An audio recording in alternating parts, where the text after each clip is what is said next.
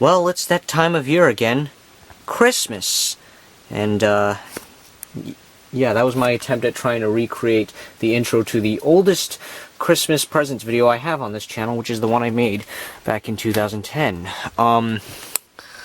Yeah, I'm even filming it in the same spot as I did that video. Look at that, even with the Jenga pieces there. Remember that? In between the dressers, there was also a VTech laptop that I don't know what the fuck happened to it. We probably gave it away.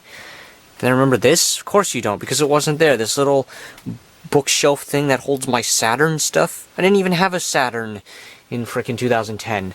But yeah, needless to say, this spot has changed quite a bit in the last 10 years. But we'll save that for a room tour video that I hope to make next year. Might have to wait till 2022, but I don't know. Anyways, let's get started. I should note, this is not everything. There's actually more that I will show off at the end, but this is everything that I'm laying out that I would have otherwise normally had gotten. I'll explain later. There is one game that I wanted to talk about, but didn't arrive in time for this video.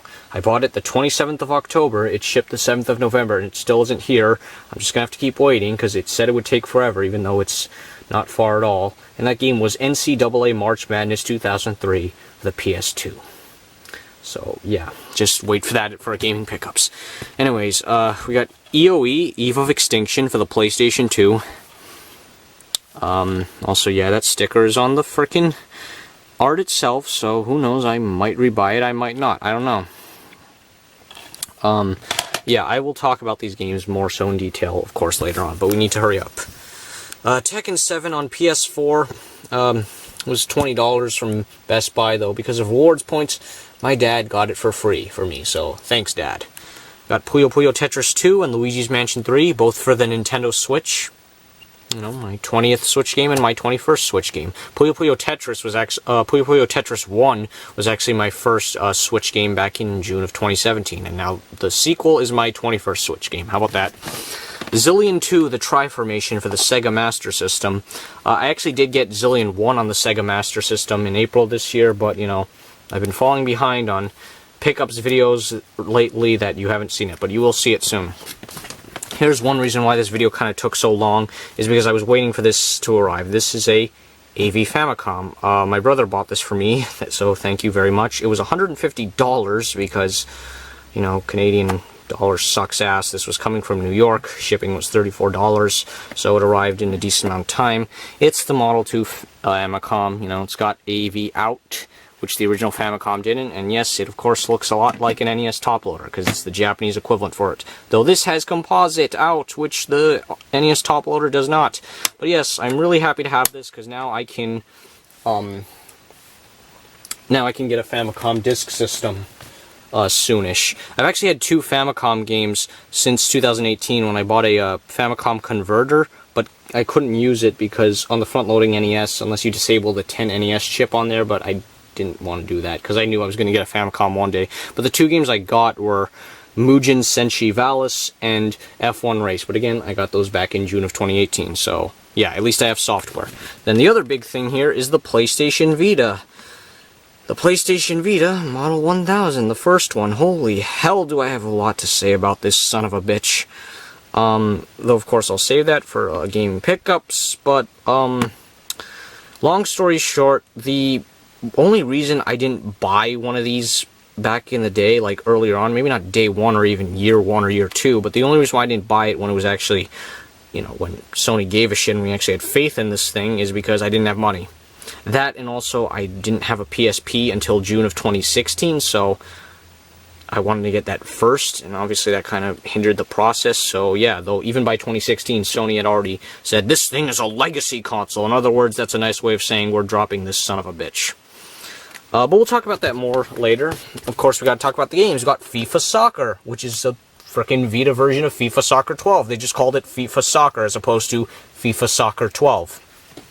MLB 12 The Show, Blaze Blue Chrono Phantasma, Super Monkey Ball Banana Splits, which I've been really excited about. So excited that it's still sealed for whatever reason. Because, yeah, that's me. Though I will open it soon.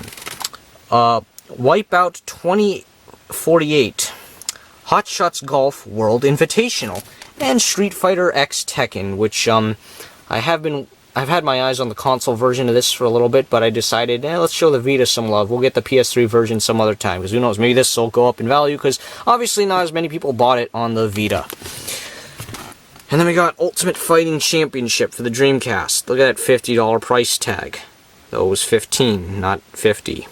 Yeah, just another one of the 248 or so Dreamcast games that came out here in North America. Then we got X-Men Mutant Academy on Game Boy Color. Might even get this in box at some point. But here it is. It's one of 8 fighting games on Game Boy Color. And then Yoshi's Story on the N64. Only one N64 game this Christmas, but at least it's a big one and one that I needed. Anyways, now I'm going to show you a bunch of other stuff. This was stuff... Okay, you'll see. You will see. So let's rise up. Let's head towards here. Look at that. Yeah. Okay, where do I begin here? So this is stuff that, like, basically was given to me by the son of my mom's aunt. You know, just stuff he doesn't give a shit about anymore. You'll all see. I didn't lay it all out here just because I really didn't want to. So this was obviously unexpected. This was like a, couple days before Christmas. I didn't think I was going to get these, but, well, here they are. Let's talk about them. First off, I got another original Xbox. This original Xbox is, like, from November of 2001, so it's definitely one you got to open up to replace or remove the clock capacitor. Came with the Duke, so now I have 2 of the Dukes. It also came with another one of these controller cord thingies, because as you may or may not know, the... if I can even frickin' rip it off here.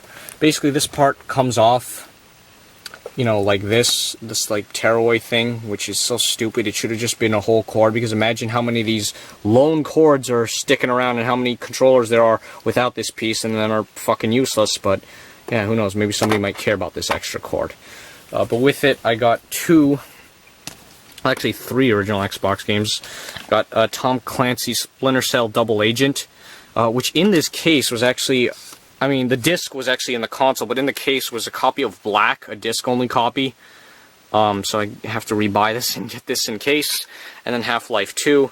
It also came with this demo disc here, which the cool thing about this demo disc is that it's got, like, extra content here. It says,